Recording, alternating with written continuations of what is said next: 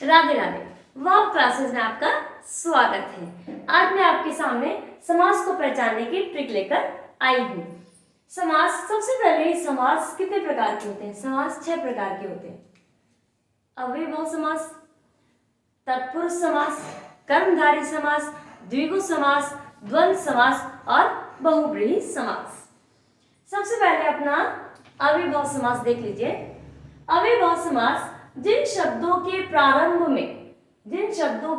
प्रारंभ में उपसर्ग लगा हुआ होता है, मतलब शुरुआत के अंदर उपसर्ग जुड़ा हुआ होता है, और दूसरा शब्दों की पुनरावृत्ति भी होती है कि बार बार शब्द का प्रयोग किया जाता है, तो वहां अव्ययभाव समास होता है।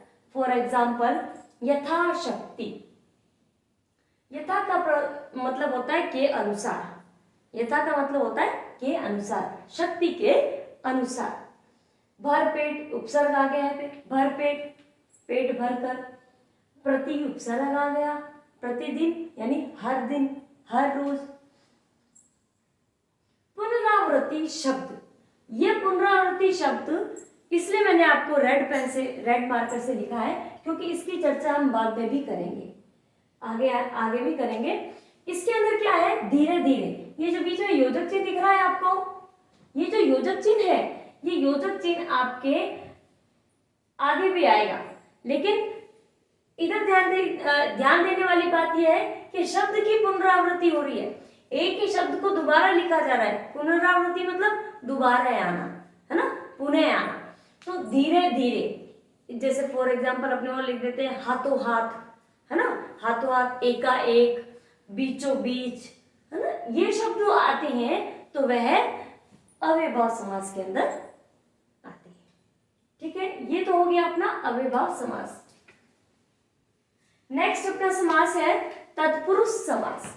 तत्पुरुष समास समास को अलग अलग करने पर, समास को अलग अलग करने पर बीच में का, की, को, के लिए, में, पर से निकलते हैं। मतलब तत्पुरुष समास के अंदर अलग करने के लिए, तत्पुरुष समास में शब्दों को अलग करने के लिए का, की, को, के लिए, में, पर से निकलते हैं। वह जैसे कि घुड़सवार, घोड़े पर सवार, घुड़सवार, घोड़े पर सवार। वनवास, वन में वास। नेत्रहीन, नेत्रों से हीन। ठीक है, ये तो हो गया सारे कारक चिन्ह। कर्ता ने कर्म को करण से, संप्रदान के लिए, अपादान से अलग, संबंध का, के की, अधिकरण में, पर पे, संबोधन, हे, अरे, ओ, ये जितने भी सारे कारक चिन्ह होते हैं वो तत्पुरुष समास के अंदर आते हैं। सारे के सारे कारक चिन्ह तत्पुरुष समास के अंदर आते हैं। एक बात और, आपके एग्जाम्पल ऐसे आ सकते हैं कि भाई कारक चिन्ह का प्रयोग ऐसे कौन से समास के अंदर किया जाता है? तो किसमें किया जाता है? तत्पुरुष समास के अंदर किया जाता है। अब देखिए तत्पुरुष समास आपका कंप्लीट हो गया। नेक्स्ट अपना टॉपिक आ रहा है, अब नेक्स्ट अपना आ रहा है कर्मधारय समास। कर्मधारय समास, शब्द के दूसरे पद, यहाँ पहला पद था किसमें? प्रथम पद था, पहला पद था किसमें? अव्ययभाव समास के अंदर। कर्मधारय समास के अंदर होता है दूसरा पद। शब्द के दूसरे पद की विशेषता बताई जाती है। कर्मधारय समास में, कर्मधारय समास में शब्द की दूसरे शब्द की विशेषता बताई जाती है, तो वहां पर कर्मधारय समास होता है। और इससे और इजी ट्रिक है अपने पास में, आप कैसे लगाकर देखो भाई, कैसे शब्द कैसे लगाकर, ये शब्द लगाकर आप देखेंगे तो अगर आपको उत्तर मिलता है तो वह कर्मधारय समास होता है। जैसे फॉर एग्जाम्पल मृगनयन, मृगनयन अपने शब्द ले लिया। अब दूसरा पद की बात कर रही है, दूसरा पद क्या है? नयन। अब है नयन कैसे है? मृग के समान है। नयन कैसे है? मृग के समान है। तो ये हो गया कौन सा? कर्मधारय समास। इसी से रिलेटेड मैंने 3-4 और शब्द दिखे हुए हैं, जैसे नील गगन, इसमें भी दूसरा पद है ना। तो गगन कैसा गगन है? नीला गगन है। आया समझ में? सुपुत्र, पुत्र, पुत्र की विशेषता कैसा? सुपुत्र है, अच्छा पुत्र है। कृष्ण सर्प, सर्प है, कैसा सर्प है? काला सर्प है। नील गाय, गाय, कैसी गाय? नीली गाय। अब आगे देखते हैं द्वंद्व समास। द्वंद्व समास में योजक का चिन्ह लगा हो, ये योजक का चिन्ह होता है। ये चिन्ह अगर दो शब्दों के बीच में लगा होता है, विग्रह करने पर और आए, और या फिर या, और या फिर या, ये दोनों शब्द आए हुए होए तो लेने तो द्वंद्व समास होता है। फॉर एग्जाम्पल लेने देने, जैसे कहते हैं लेने देने, लेने देने के बीच में क्या लगा है? योजक चिन्ह लगा है। दाल रोटी, दाल रोटी के बीच में भी योजक चिन्ह लगा है। माता पिता, है ना, माता पिता, माता और पिता, इन सब का प्रयोग आता है द्वंद्व समास में।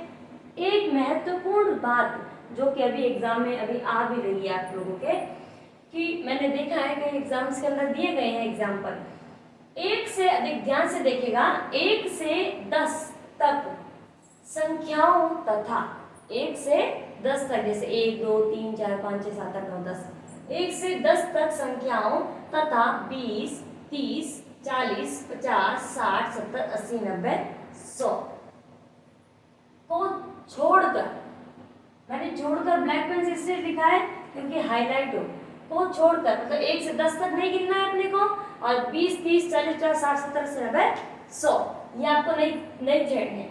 उनको छोड़कर अन्य समस्त संख्या, इसके अलावा जितनी भी संख्या आएगी वो आपके द्वंद्व समास के अंदर आएगी। जैसे 73, 73 कितने होते हैं? 73, 73 कितने होते हैं? 73, 73 यानी अगर अपने, जैसे मान लो कोई बच्चा है या फिर कोई ऐसा है जिसको गिनती नहीं आती है ना, समझाने के लिए अपने बोलते हैं 73 कितने होते हैं भाई? अरे अम्मा जी 70 और 3, एक्सप्लेन करते हैं ना उनको बताने के लिए, अम्मा जी 70 और 3 होते हैं। तो क्या, अच्छा, तो 70 और 3, 70 और 3 दो शब्द मिलकर बने हैं, इसलिए द्वंद्व समास के अंदर आते हैं। 25, 25 कितने भाई? 25 कितने कितने? 25, 20 और 5, ठीक है। 41, इसी तरीके से सारे शब्द आते हैं। एक और बात, ये तो था नोट नंबर 1। सेकंड नोट ये था अपने बोलचाल की भाषा, जैसे अपने नॉर्मल बोलते हैं, अरे चाय शाय ले आओ, बोलते हैं ना, चाय शाय, चाय वाय, चाय शाय ये लेके आ जाओ, तो चाय वाय, रोटी वोटी, पानी वानी, ये सब पिलाइए। अब देखो इसके अंदर क्या होता है, योजक चिन्ह यहाँ पे भी लगा हुआ है, और मैंने आपको बताया था अव्ययभाव समास के अंदर पुनरावृत्ति होती है। पुनरावृत्ति होती है अव्यय समास का, अव्यय समास में भाई, जैसे धीरे शब्द आया, धीरे धीरे, तो एक शब्द की दोबारा बोला, एक ही शब्द को दोबारा बोला जाता है, उसके बीच में अगर योजक चिन्ह लगाया जाता है तो वह अव्ययभाव समास के अंदर आता है। और दोनों ही पद प्रधान होते हैं, मतलब अपनी अपनी जगह पे मेन होते हैं, तो वह चीज क्या, उन दोनों के बीच में अगर योजक चिन्ह लगाया जाता है तो द्वंद्व समास कहलाता है। इसमें इतना ही अंतर है भाई, समान शब्द आ जाए तो योजक चिन्ह लगा हुआ होगा तो अव्ययभाव समास, और समान शब्द नहीं हो, अपना अपना रुतबा हो, अपना अपना प्रधान हो, दोनों ही पद प्रधान है तो द्वंद्व समास। जैसे माता और पिता, दाल और रोटी, माता और पिता, लेन देन, 73, 70 और 3, है ना, तो शब्द अलग अलग थे, अलग अलग शब्दों के बीच में योजक चिन्ह लगा था, इसीलिए द्वंद्व समास इसे कहा गया है। और एक जैसे शब्दों के बीच में योजक चिन्ह लगा रखा होता है तो वह अव्ययभाव समास के अंदर आता है। ये ध्यान रखने वाली बात है, बच्चे यही गलती करते थे। एग्जाम्पल मैंने एक बार देखा था, धीरे धीरे लिख रखा था, धीरे धीरे लिख रखा था, तो बच्चों ने देखा कि हाँ भाई ये धीरे धीरे में तो योजक चिन्ह लगा हुआ है, तो योजक चिन्ह कर दिया। तो योजक चिन्ह किस में आता है? द्वंद्व समास के अंदर आता है। यहाँ गलती कर देते हैं बच्चे। योजक चिन्ह उन शब्दों के बीच में आता है जो दोनों ही पद प्रधान हो, अपनी अपनी जगह पे मायने रखते हो। लेकिन जो शब्द एक ही जैसे शब्द हो और उनके बीच में योजक चिन्ह लगा हुआ होता है, वह अव्ययभाव समास कहलाता है। ठीक है, अब आ जाइए द्विगु समास। इसमें भी थोड़ा सा ध्यान दीजिएगा। द्विगु समास, अब याद करने में बच्चे कंफ्यूज हो जाता है, भाई द्वंद्व समास के अंदर संख्या थी तो क्या द्विगु समास के अंदर संख्या थी, है ना? गणना, अब यहाँ से देखो द्वंद्व, द्व और द्व दोनों ही है ना, तो यानी दोनों ही पद प्रधान होते हैं। जो याद आ जाएगा, द्व दोनों ही द्व है, यानी दोनों ही मेन है, दोनों ही पद प्रधान है, तो वह द्वंद्व समास में आता है। द्विगु यानी गणना, गिनती, तो द्विगु गणना गिनती, तो ये किस में आ जाता है? द्विगु समास के अंदर आ जाता है। गिनती सारी किस में आ जाएगी? द्विगु समास के अंदर। गिनती कहाँ से अपने बच्चों को सिखाते हैं ना गिनती। आप तो कहोगे मैडम इधर भी तो गिनती आ रही, गिनती कैसे अपने कह रहे हैं? चलो गिनती बोलो बच्चों, 1 2 3 है ना, 1 2 3 4, वो गिनतियां, ये गिनतियां अगर आएगी ना यहाँ पे, तो वो गिनतियां द्विगु समास के अंदर आती है। जैसे 1 से लेकर 10 तक की गिनती है, और 10 तक की गिनती 20 30 40 50 60 70 80 90 100, ये सारी गिनती किसमें आएगी? द्विगु समास के अंदर आएगी। अब जैसे पंचवटी, 5 आ रहा है, 5 वटों का समूह, नवग्रह 9 ग्रहों का समूह, नवरत्न 9 रत्नों का समूह, दोपहर 2 पहर का समूह, है ना?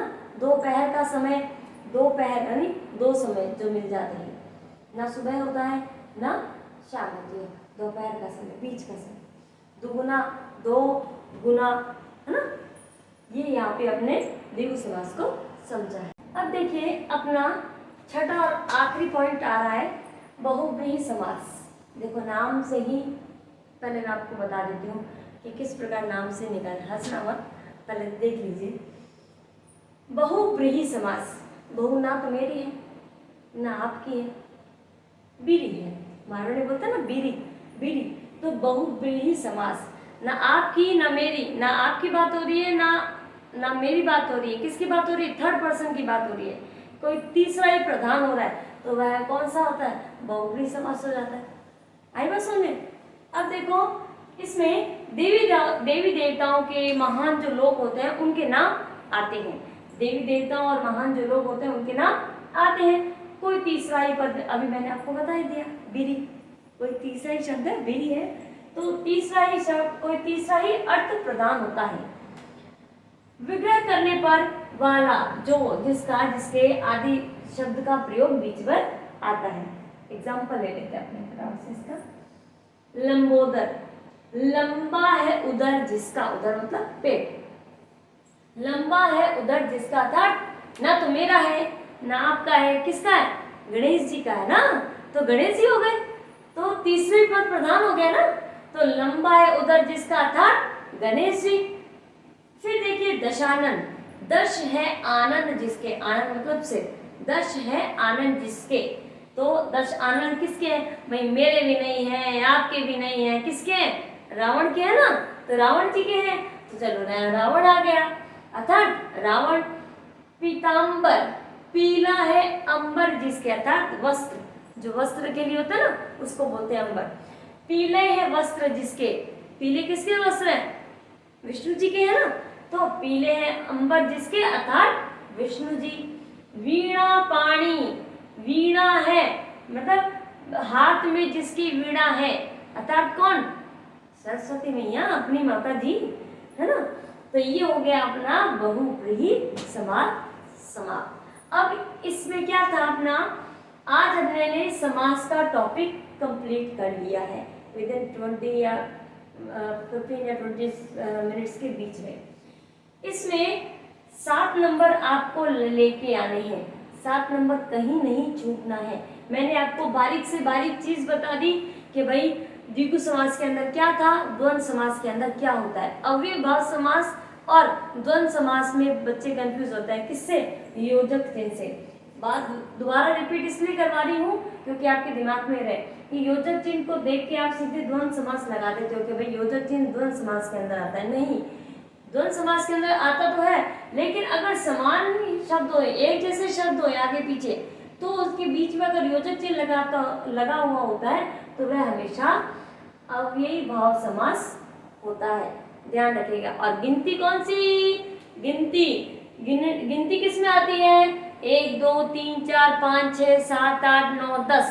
ये जो गिनतियां होती है वो हमेशा द्विगु के अंदर आती है, और उसके बाद बीच वाली कोई भी संख्या होती है तो वह द्वंद्व समास के अंदर आती है। कंफ्यूज बच्चे इसी में होते हैं। राधे राधे।